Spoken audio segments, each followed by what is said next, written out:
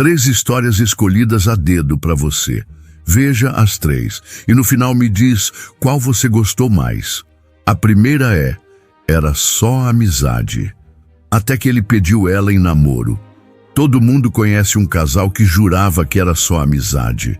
Até que o destino mostrou que era amor disfarçado. Mas o que você faria se essa pessoa especial esperasse exatamente 1 ano para se declarar e só percebesse o que sente depois de te decepcionar? Essa é a história de Jonas e Andressa. E no final, o que parecia ser só mais um jantar, virou um dos pedidos de namoro mais emocionantes que você já ouviu, ao vivo, em rede nacional. E sim, ela chorou. Fica comigo até o fim, porque você vai ouvir esse pedido histórico e entender por que essa história está fazendo todo mundo acreditar de novo no amor. Jonas e Andressa sempre foram inseparáveis. Aqueles amigos que se entendem no olhar, se completam nas piadas internas e que todo mundo jurava que tinham algo mais. Menos eles. Quando Jonas terminou seu relacionamento de 3 anos, foi justamente Andressa quem segurou a barra com ele. E o mesmo aconteceu quando ela terminou com o ex que a fazia chorar mais do que sorrir. A amizade dos dois se fortaleceu nesse período, e foi exatamente num dia comum, voltando de um cinema, que tudo mudou. Um beijo aconteceu. Foi rápido, intenso e inesperado. Eles se olharam sem saber o que dizer, mas sorriram. Nenhum dos dois queria perder o que tinham, mas também não conseguiam ignorar a conexão que explodiu naquele momento. Nos meses seguintes, viraram quase um casal, só que sem o rótulo. Dormiam juntos às vezes, trocavam carinhos, confidências, mas sem nunca tocar no assunto namoro. Jonas dizia que tinha medo de perder a melhor amiga. E Andressa, no fundo, achava que era só questão de tempo até ele se apaixonar por outra. Mas o tempo passou. 1 ano desde o primeiro beijo. E Andressa, que sempre lembrava das datas marcantes, não conseguiu evitar criar expectativas. Jonas a convidou para jantar naquele mesmo dia. Disse que tinha conseguido uma promoção importante no trabalho e queria comemorar com ela. Só com ela. Vai ser uma noite especial, ele disse. Andressa passou o dia inteiro se arrumando. Escolheu o vestido que ele uma vez elogiou e perfumou o corpo como quem se preparava para um encontro decisivo. Ela estava pronta para ser pedida em namoro. Mas quando o jantar começou, tudo parecia diferente. Jonas estava empolgado, falando da nova fase no trabalho, do chefe que finalmente reconheceu o esforço dele, dos planos de comprar um carro novo. Brincou que ela seria a primeira a dar uma volta com ele dirigindo, mas não falou nada sobre o relacionamento dos dois, nada sobre eles. Andressa ouvia, sorria, mas por dentro sentia o coração afundar. Ela olhou para o prato, depois para ele. Não queria ser injusta, mas... como ele pôde esquecer? Como ele pôde não perceber o quanto aquele dia era importante? Jonas notou a mudança de energia. Ela ficou mais calada. Disfarçou dizendo que estava cansada. E quando ele a levou em casa, ela deu um beijo no rosto e entrou sem olhar para trás. Foi ali, no silêncio do carro, que Jonas entendeu. Entendeu que tinha feito besteira, que ela esperava mais, que ela merecia mais e que ele sentia mais. Passou a madrugada acordado, ouvindo áudios antigos deles, revendo vídeos e fotos. Foi numa dessas gravações que ele achou um vídeo dela rindo, dizendo: "Se um dia você me pedir em namoro, tem que ser de um jeito épico, tá? Nada de jantarzinho brega." Ele sorriu e chorou, porque naquele momento ele entendeu, sempre foi ela. No dia seguinte, que por acaso era o dia dos namorados, ele decidiu fazer algo inesquecível. Jonas ligou para a Band FM, a rádio que eles ouviam toda manhã quando iam para o trabalho juntos. Ele contou a história para a produção, pediu ajuda e, para sua surpresa, eles toparam na hora. No final da tarde, Quando Andressa já estava em casa, ainda chateada com a noite anterior, seu celular começou a vibrar com mensagens. Liga na Band agora. Tá ouvindo isso? É sobre você. Ela ligou, confusa. E então ouviu a voz dele, nervosa, do outro lado das ondas. Boa tarde, pessoal da Band. Eu sou o Jonas e hoje eu não vim aqui só para dedicar uma música. Eu vim aqui para consertar o erro mais bobo da minha vida. Ontem eu esqueci de lembrar a mulher mais incrível que eu conheço do quanto ela é importante para mim. E hoje, no Dia dos Namorados, eu queria dizer uma coisa para ela. Andressa, sempre foi você. Desde as piadas ruins, os abraços de madrugada, os silêncios confortáveis, sempre foi você. E se você estiver ouvindo isso agora, eu queria te perguntar ao vivo, sem medo. Quer namorar comigo? O estúdio ficou em silêncio por um segundo. A apresentadora segurava as lágrimas. O WhatsApp da rádio explodiu com mensagens de ouvintes emocionados. Andressa chorava, tremia. E rindo no meio do choro, respondeu por mensagem. Sim, seu bobo, é claro que eu quero. A apresentadora leu no ar. E o Brasil inteiro ouviu o começo de um novo capítulo. Histórias assim nos fazem acreditar que, às vezes, o amor demora a se revelar. Que o medo de perder pode ser justamente o que nos impede de viver o que mais desejamos. Mas quando a coragem chega, ela transforma tudo. Jonas e Andressa nos mostram que o tempo certo existe, que a amizade verdadeira pode florescer em algo ainda mais bonito e que mesmo depois de uma decepção é possível surpreender alguém com amor genuíno. Se você chegou até aqui, respira fundo. E lembra, às vezes a pessoa que você procura está ao seu lado o tempo todo. Segunda história. Você já acreditou que amor era sofrer calada? Que suportar tudo em nome de um sentimento era sinal de força? A história da Natália vai te mostrar o contrário. Ela sobreviveu a um relacionamento abusivo, viu de perto o fundo do poço e renasceu. E hoje vive um amor de verdade daqueles que não ferem acolhem. Fica até o final porque essa história vai te emocionar e talvez transformar a forma como você enxerga o amor. Natália era apenas uma adolescente quando conheceu aquele que seria seu primeiro namorado sério. Na escola, ele era carismático, popular e tinha aquele jeito de quem sabe envolver. Aos olhos de todos, ele parecia o par ideal.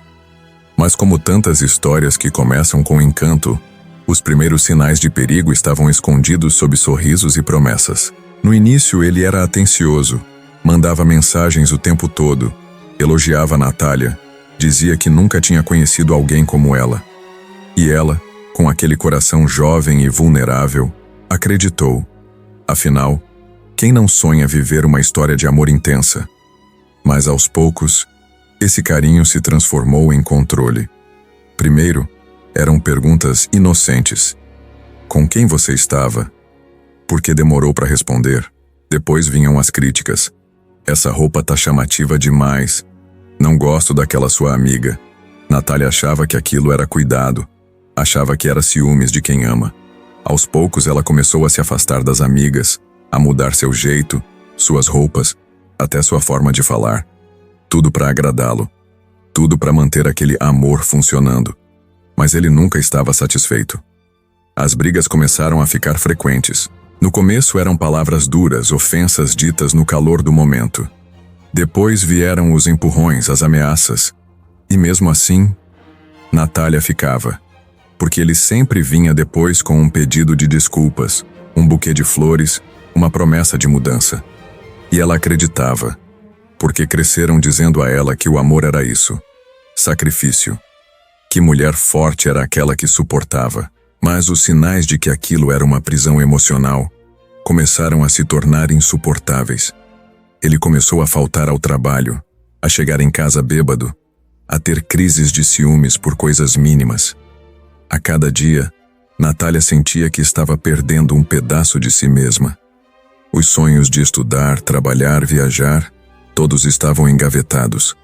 E a cada agressão, física ou emocional, ela se encolhia mais dentro de si.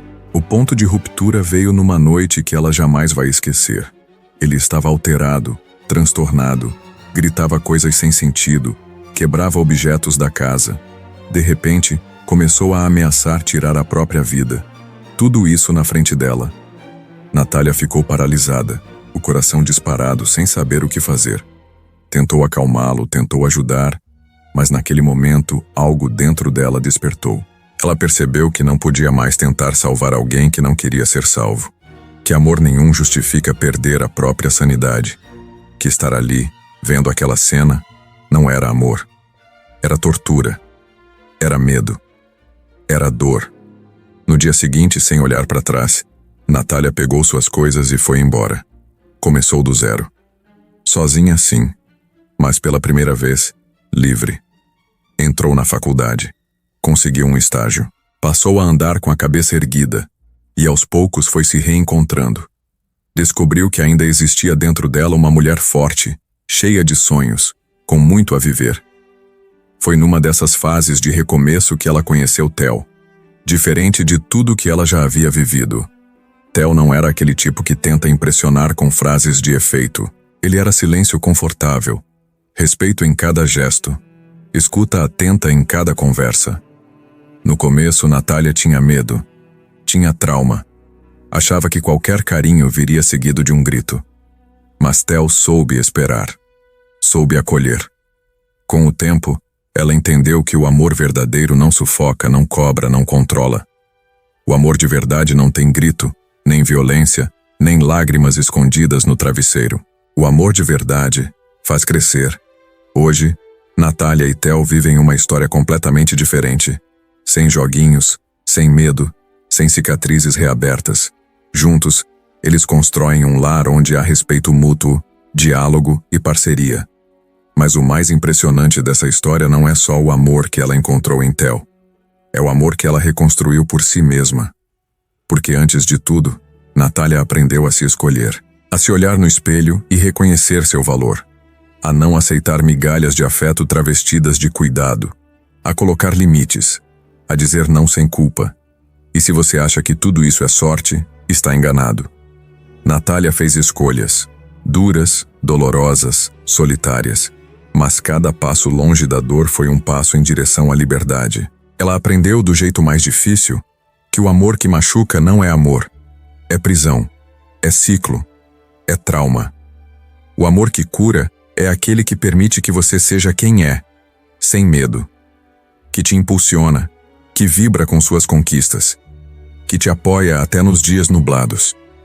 A jornada de Natália é a de muitas mulheres. Histórias como essa ainda são vividas em silêncio, todos os dias. E por isso, precisam ser contadas. Porque cada vez que uma mulher se liberta, ela acende a luz para que outras também encontrem a saída. Se você chegou até aqui, entenda uma coisa. Amar não é se anular. Não é suportar tudo calada. Amor verdadeiro não exige que você perca sua identidade. Ele te fortalece. Ele é escuta, é toque leve, é liberdade. E se não for assim, então não é amor. A história da Natália nos mostra que recomeçar é possível, que ninguém precisa ficar onde dói, que por mais difícil que pareça, existe vida e amor além do abuso. E se você está vivendo algo parecido, saiba, você não está sozinha. Procure apoio, fale, denuncie, reconstrua, porque você merece muito mais do que sobrevivência. Você merece viver. E agora quero te fazer um convite. Assista ao próximo vídeo, onde contamos a história de uma mulher que também sobreviveu a um relacionamento abusivo, mas teve que enfrentar o próprio passado quando seu agressor voltou à cidade. Uma história real, poderosa, e que vai te emocionar do início ao fim. Moral da história: o amor verdadeiro não aprisiona. Ele acolhe, ele respeita, ele liberta. Se você precisa escolher entre o amor e a sua paz, escolha você. Terceira história. Ela sobreviveu, mas enterrou nosso amor. Você acredita que o amor verdadeiro pode resistir até quando o destino rasga a alma de duas pessoas de uma vez só? Gustavo e Letícia tinham tudo para viver felizes para sempre. Mas 1 segundo de tragédia foi o bastante para transformar amor em silêncio, parceria em culpa e um casamento em lembrança. Neste vídeo, você vai descobrir como um homem que jurou amor eterno se viu rejeitado por quem mais amava, mesmo depois de lutar por ela com tudo que tinha. Fique até o final e prepare o coração. O que ele revelou depois de 2 anos vai fazer você repensar o que é o verdadeiro amor. Era um sábado de sol em Juiz de Fora. O relógio ainda marcava 8 da manhã quando Gustavo terminou de encher o porta-malas com malas e lembranças. Letícia saiu de casa com o violão nas costas e o sorriso de quem sabe que está vivendo ao lado da pessoa certa. Eles tinham planos. A viagem era para comemorar 3 anos de casamento. 3 anos de cumplicidade, de projetos sociais com crianças carentes de finais de semana dando aulas de futebol em comunidades onde a esperança já quase não aparecia. Letícia era doce, determinada, com uma paixão quase infantil pelo que fazia. Gustavo, por outro lado, era o porto seguro, aquele tipo de homem que escuta mais do que fala, mas que transmite firmeza até no silêncio. Eles se conheceram num projeto de férias voluntárias da faculdade. Ela cursava fisioterapia, ele, educação física.